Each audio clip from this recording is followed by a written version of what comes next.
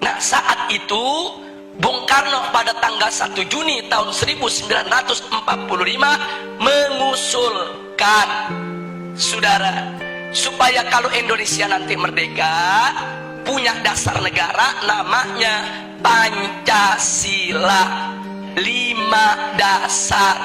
Sila pertama, Bung Karno mengusulkan peri kemanusiaan, kemudian peri kebangsaan, sedangkan peri ketuhanan diletakkan di sila yang kelima, sila terakhir.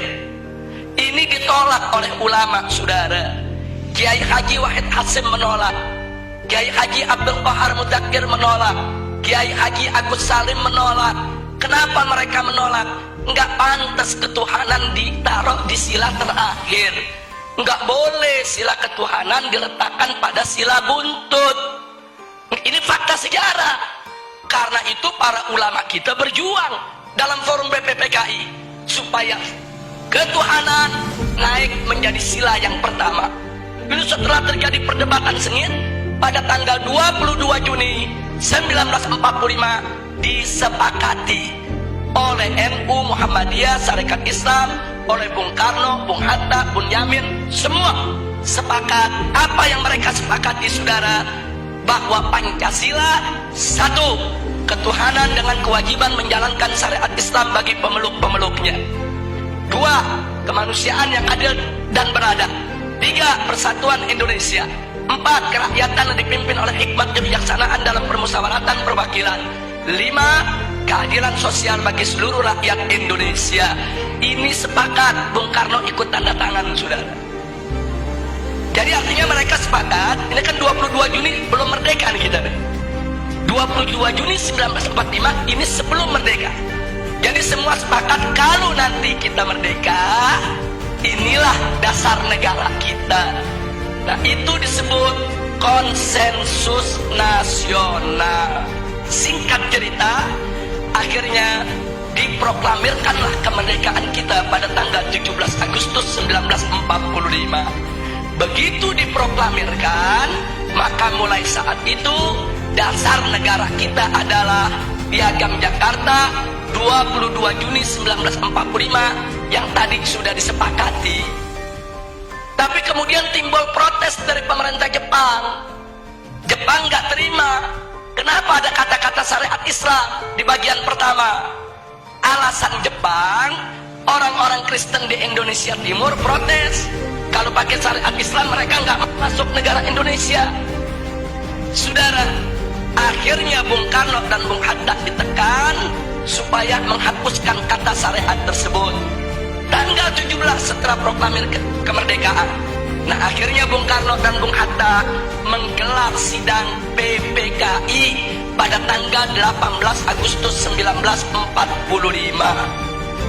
Nah, dalam sidang tersebut Kiai Haji Wahid Hasyim tidak hadir karena sudah perjalanan pulang dari Jakarta ke Surabaya.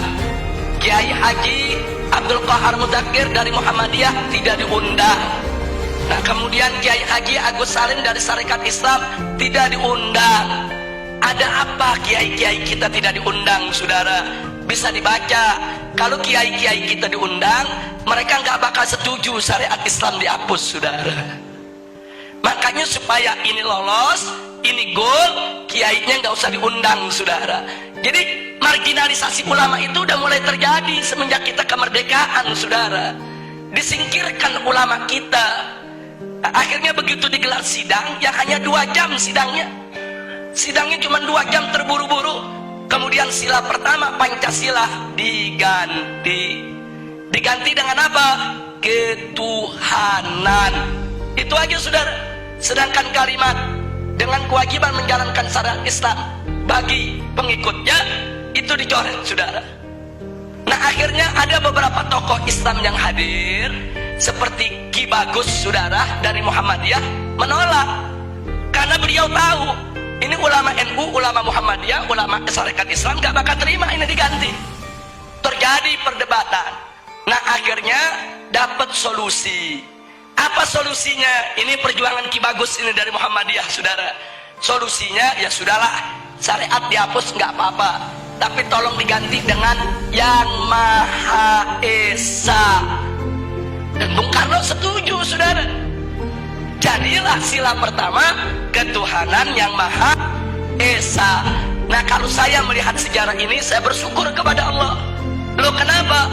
Wa yamkuruna wa yamkurullah wallahu khairul makirin.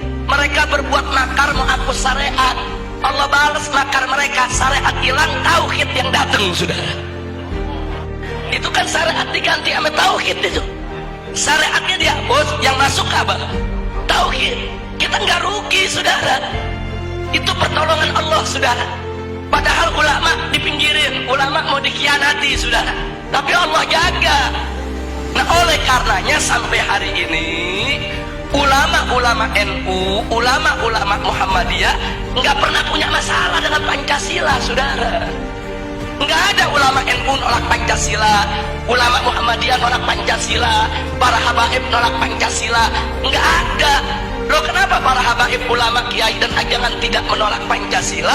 Karena mereka tahu Pancasila adalah ijtihad ulama, karya ulama. Nah, itu yang ingin saya garis bawahi, saudara. Jadi jangan sekali-kali menuduh ulama ini anti Pancasila. Mereka yang buat kok, mereka yang rumuskan kok, saudara.